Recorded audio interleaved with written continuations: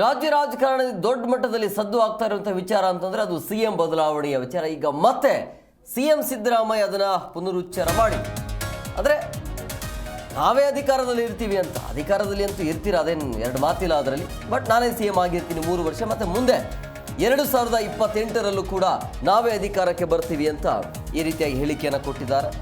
BJP ತಿಪ್ಪರ್ಲಾಗ ಹಾಕಿದ್ರೂ ಕೂಡ ಅಧಿಕಾರಕ್ಕೆ ಬರೋದಿಲ್ಲ. 2028 ಮೇ ತಿಂಗಳವರೆಗೆ ನಾವೇ ಅಧಿಕಾರದಲ್ಲಿ ಇರ್ತೀವಿ.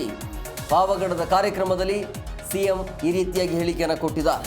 ನಾಳೆ ಚುನಾವಣೆ ನಡೆದರೂ ಕೂಡ ಕಾಂಗ್ರೆಸ್ ಅಧಿಕಾರಕ್ಕೆ ಬರುತ್ತೆ. ಇನ್ನು 3 ವರ್ಷ ಬಿಟ್ಟು ಚುನಾವಣೆ ಆದರೂ ಕೂಡ ಕಾಂಗ್ರೆಸ್ ಅಧಿಕಾರಕ್ಕೆ ಬರುತ್ತೆ. ಬಿಜೆಪಿ ಯಾವುದೇ ಕಾರಣಕ್ಕೂ ಕೂಡ ಅಧಿಕಾರಕ್ಕೆ ಬರೋದಿಲ್ಲ. ಇನ್ನು 3 ವರ್ಷ, ಈಗ ಎರಡೂವರೆ ವರ್ಷ ಆಗಕ್ಕೇನು ಬಂದಿದೆಯಲ್ಲ, ಇನ್ನು ಅವಧಿ ಉಳಿದಿರುವಂಥ ಅವಧಿಗೆ ನಾವೇ ಇರ್ತೀವಿ. ಆಮೇಲೆ ಮುಂದಿನ 5 ವರ್ಷಗಳ ಕಾಲ ಕಾಂಗ್ರೆಸ್ ಸರ್ಕಾರನೇ ಅಧಿಕಾರದಲ್ಲಿ ಇರುತ್ತೆ ಅಂತ ಇವತ್ತಿನ ಒಂದು ಕಾರ್ಯಕ್ರಮದಲ್ಲಿ, ಪಾವಗಡದ ಒಂದು ಕಾರ್ಯಕ್ರಮಕ್ಕೆ ಹೋಗಿರ್ತಾರೆ. ಆ ಕಾರ್ಯಕ್ರಮದಲ್ಲಿ ಮತ್ತೆ ಸಿಎಂ ವಿಚಾರ ಮುನ್ನೆಲೆಗೆ ಬಂದಿದೆ.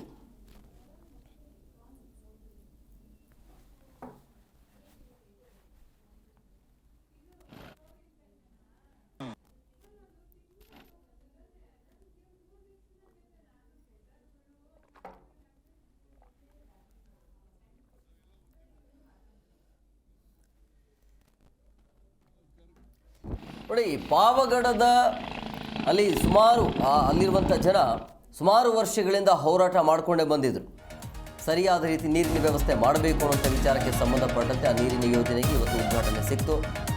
ವಿಜಯೇಂದ್ರ ನಿನ್ನ ಕುರ್ಚಿ ಅಲ್ಲಾಡ್ತಾ ಇದೆ ಅಂತ ಆಕ್ರೋಶವನ್ನು ಹೊರಹಾಕಿದ್ದಾರೆ ಸಿಎಂ ಸಿದ್ದರಾಮಯ್ಯ. 2028ಕ್ಕೆ ನೀ ಅಧ್ಯಕ್ಷರಾಗಿ ಇರ್ತೀಯೋ ಇಲ್ವೋ ಗೊತ್ತಿಲ್ಲ. ಜನ ನಮಗೆ 2028 ಮೇವರೆಗೆ ಅಧಿಕಾರ ಕೊಟ್ಟಿದ್ದಾರೆ. ವಿಜಯೇಂದ್ರ ಬಹಿರಂಗ ಚರ್ಚೆಗೆ ಬನ್ನಿ, ನಾನು ರೆಡಿಯಾಗಿದ್ದೇನೆ ಅಂತ ಪಾವಗಡದ ಕಾರ್ಯಕ್ರಮದಲ್ಲಿ ಸಿಎಂ ಈ ರೀತಿಯಾಗಿ ಹೇಳಿಕೆಯನ್ನು ಕೊಟ್ಟಿದ್ದಾರೆ. ಒಂದೇ ವೇದಿಕೆಯಲ್ಲಿ ಚರ್ಚೆ ಮಾಡೋಣ ಅಂತ ಸವಾಲನ್ನು ಹಾಕಿದ್ದಾರೆ ಸಿಎಂ ಸಿದ್ದರಾಮಯ್ಯ. ಸೊ ವಿಜಯೇಂದ್ರ ಅವರಿಗೆ ಕಿವಿ ಮಾತನ್ನು ಹೇಳ್ತಾ ಇದ್ದಾರೆ. 2028ಕ್ಕೆ ನಾವಂತೂ ಇರ್ತೀವಿ, ಅಂದರೆ ಕಾಂಗ್ರೆಸ್ ಸರ್ಕಾರ ಅಧಿಕಾರಕ್ಕೆ ಬರುತ್ತೆ. ಬಟ್ ಅಧ್ಯಕ್ಷರಾಗಿ ನೀವು ಇರ್ತೀರಾ ಇಲ್ಲ ಅದನ್ನ ನೋಡ್ಕೊಳ್ಳಿ ಅಂತ ಅವರು ಏನೇನು ಹೇಳಿದ್ದಾರೆ.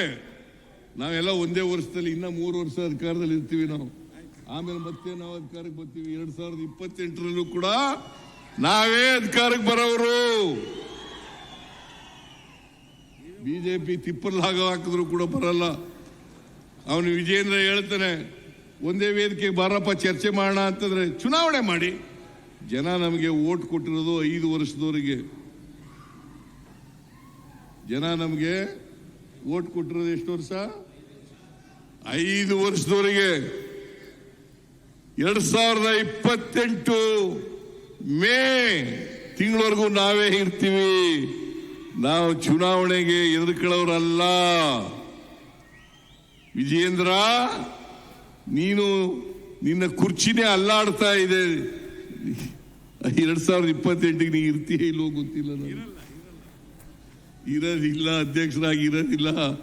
2028ರಲ್ಲಿ ನಾಳೆ ಚುನಾವಣೆ ಆದ್ರೂ ಕೂಡ ನಾವು ಗೆದ್ದೇ ಗೆಲ್ತೀವಿ. ನಾಳೆ ಚುನಾವಣೆ ಆದ್ರೂ ಕೂಡ. ಆದರೆ ಜನ ನಮಗೆ 2028ರವರೆಗೆ ಮೇ ತಿಂಗಳವರೆಗೆ ಅಧಿಕಾರ ಕೊಟ್ಟಿದ್ದಾರೆ, ಆಶೀರ್ವಾದ ಮಾಡಿದ್ದಾರೆ. ಆ ಆಶೀರ್ವಾದವನ್ನು ಅದರ ಪ್ರಕಾರ ನಾವು 2028 ಮೇವರೆಗೆ ಅಧಿಕಾರದಲ್ಲಿ ಇರ್ತೇವೆ. 2028ರಲ್ಲಿ ವಿಧಾನಸಭಾ ಚುನಾವಣೆ ಬರ್ತದೆ. ಆ ಚುನಾವಣೆಯಲ್ಲಿ ಮತ್ತೆ ನಾವು ಅಧಿಕಾರದಲ್ಲಿ JDS ಅನ್ನ ಬಿಜೆಪಿಯನ್ನ ಸೋಲಿಸಿ ಮತ್ತೆ ಅಧಿಕಾರಕ್ಕೆ ಬಂದೇ ಬರ್ತೀವಿ ಅಂತಕ್ಕಂಥ ವಿಶ್ವಾಸವನ್ನು ವ್ಯಕ್ತಪಡಿಸ್ತೇನೆ. ವೆಂಕಟೇಶ, ನೀನು ಮಿಲ್ಕ್ ಯೂನಿಯನ್ ಪ್ರೆಸಿಡೆಂಟ್ ಹಾಕಿದೀಯಾ? Tumakuru milk union president. ಅದಕ್ಕೆ ಇವತ್ತು ಸವಲತ್ತುಗಳನ್ನು ಕೂಡ ಅನೇಕ ಸವಲತ್ತುಗಳನ್ನು ವಿತರಣೆ ಮಾಡಿದ್ದೀವಿ ನಾವು. ಹಾಲು ಕರೆಯ